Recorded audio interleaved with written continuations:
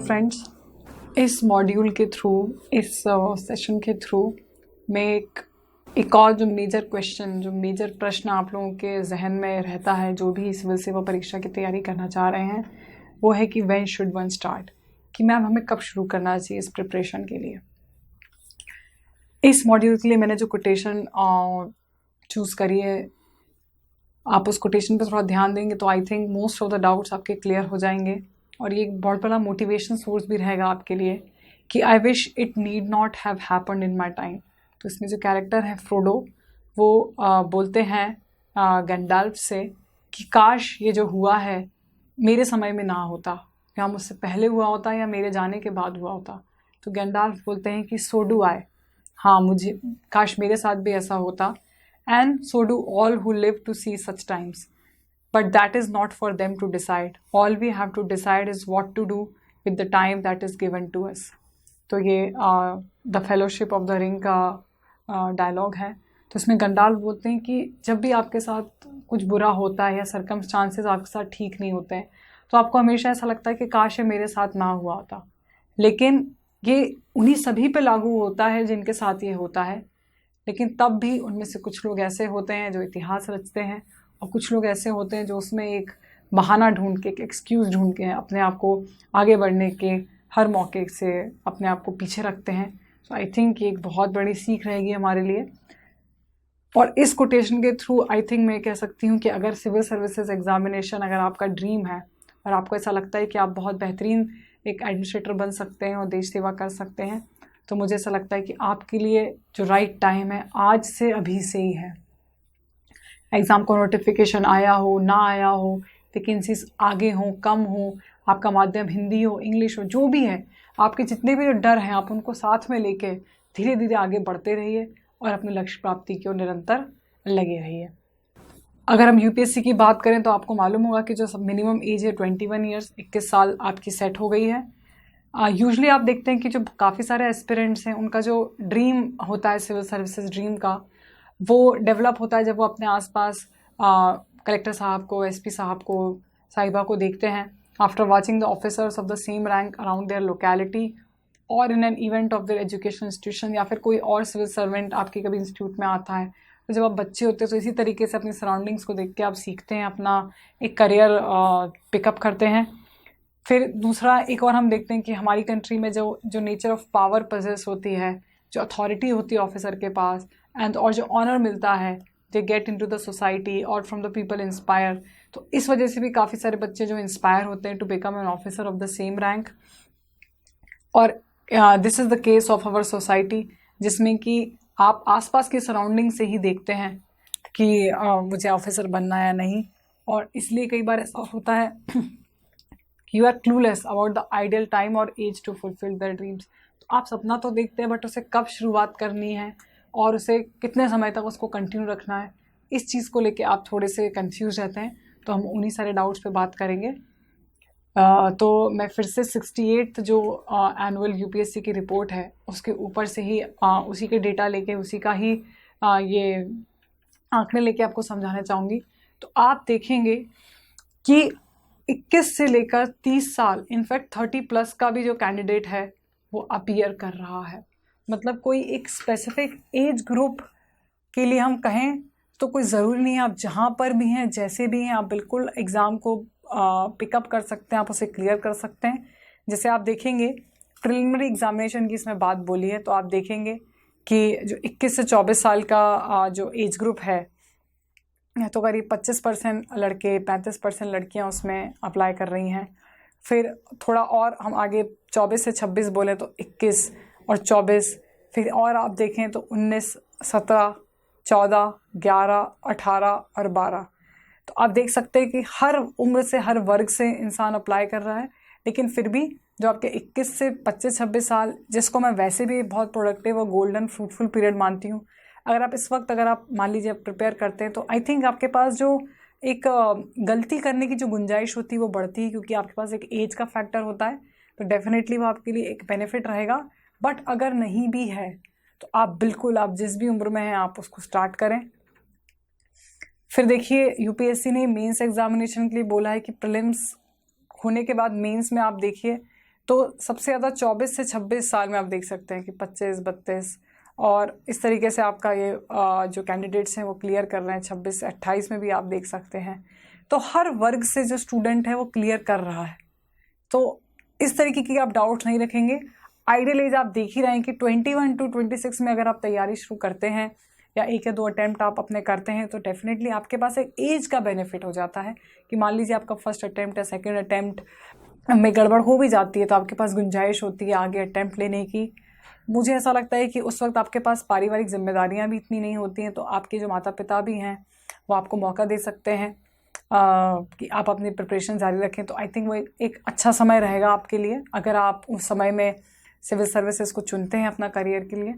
और इसके बाद आप देखिए कि रिकमेंडेड कैंडिडेट मतलब जिनका फाइनली सिलेक्शन हुआ है, तो आप देखिए कि इसके बाद भी आप देखिए ये जो एज ग्रुप है आपका 24 से लेकर 28 साल का, सबसे ज़्यादा कैंडिडेट जो है तभी रिकमेंड हो रहे हैं। तो ये भी आप देख सकते हैं करीब 2 या 3 साल की जो सीरियस प्रिपरेशन होती है उसमें से आपका फाइनल रिकमेंड होने का आपका जो चांसेस हैं वो सुधरते हैं। आई थिंक इन सारे डेटा को जब आप दिमाग में रखेंगे तो आप एक बहुत ही प्रैग्मेटिक अप्रोच अपनाएंगे एग्ज़ाम को लेके, और आप बिल्कुल भी किसी तरीके के डर को दिमाग से हटा देंगे।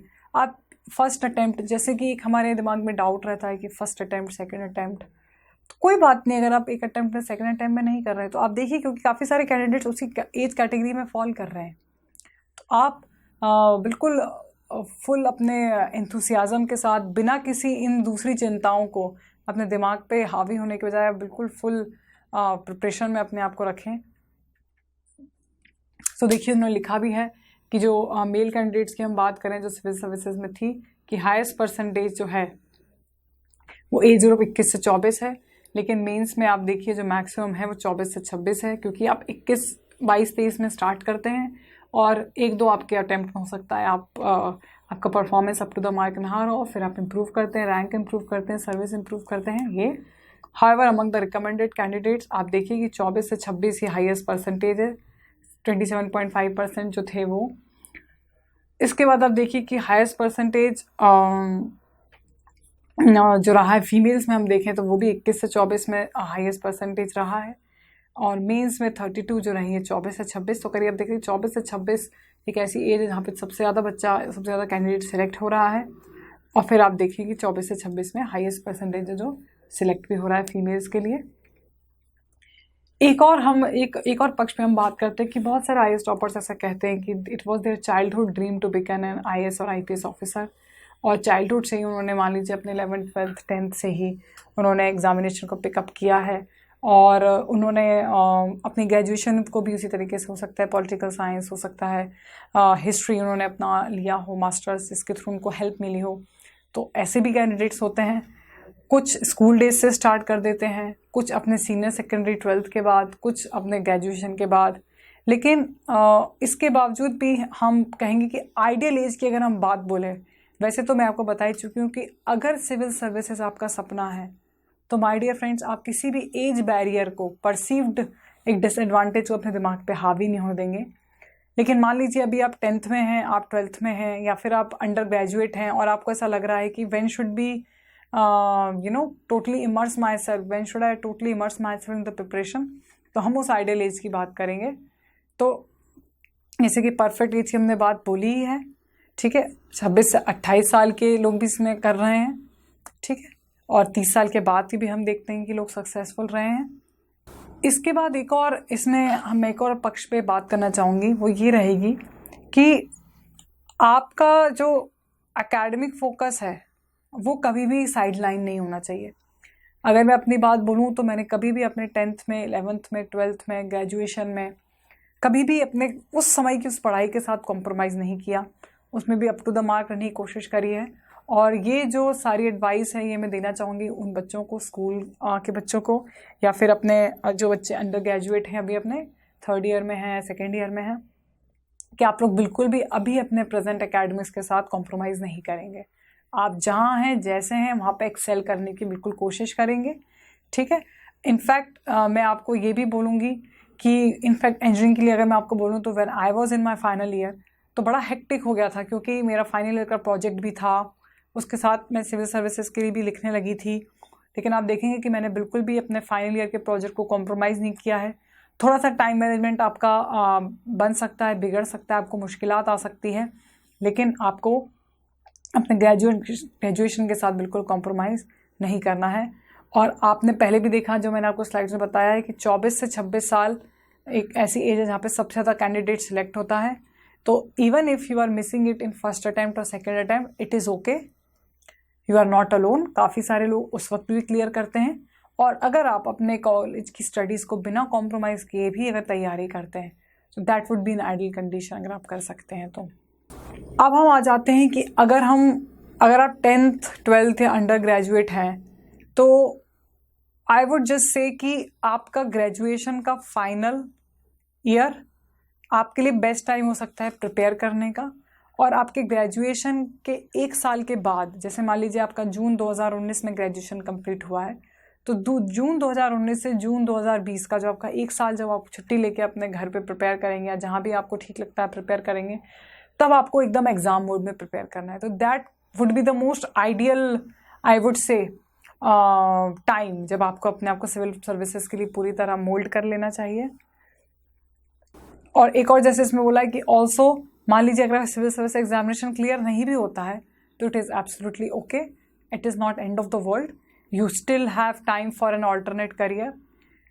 इनफैक्ट मुझे रघुराम राजन जी की बहुत ही सुंदर कोट याद आती है। जब उनको एक्चुअली वो कहीं इंटरव्यू देने गए थे and he won the prize there, तो उनको बार बार ग्रेट ग्रेट ग्रेट संबोधित किया जा रहा था। तो उन्होंने बोला था, graveyards are full of the indispensable.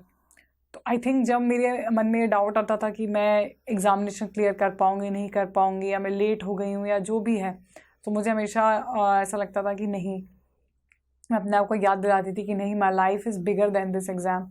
तो इस तरीके से भी अपने ब्रेन को आप थोड़ा रिलैक्स रख सकते हैं, डी स्ट्रेस कर सकते हैं, और इसको एक बहुत बड़ा मुद्दा ना बना के अपने जीवन में एक शांत भाव से अपनी पढ़ाई करें। I think that would help you the most. तो आइडियल टाइम मैंने आपको बताया कि आप 3rd 4th या फाइनल ईयर जो आपका है ग्रेजुएशन में, और उसके बाद आप 1 साल की छुट्टी लीजिए और पूरी तरह एग्ज़ाम मोड में आप अपने आप को इमर्स करें, और 2020 या 2021 जो भी आपका अटैम्प्ट है उसमें आप लगाइए। लेकिन इन नो वे, मैं अपने आप को रिपीट करना चाहूँगी, इन नो वे आप अपने प्रेजेंट जहाँ पर भी आप कॉलेज में हैं, स्कूल में, आप उसको कॉम्प्रोमाइज़ नहीं करेंगे, क्वालिटी वाइज भी और फन में भी, बिकॉज वो दिन कभी वापस नहीं आएंगे। You will miss them the most, you will have most fun there. तो आप बिल्कुल लिव, उसके बाद थोड़ा बहुत आप स्टार्ट कर दीजिए आपका फाइनल ईयर में न्यूज़पेपर वगैरह पढ़ना, और उसके बाद आप देखिए कि आप 1 साल की छुट्टी लीजिए, और जो भी एक रूटीन होता है सिविल सर्विसेज का, जिस तरीके से जो प्रीरेक्विजिट चीज़ें रेकमेंड की जाती हैं, आप बिल्कुल उस तरीके से उसको उठाएं और एकदम जोश के साथ आप अपने आप को सिविल सर्विसेज की तैयारी में लगा दीजिए।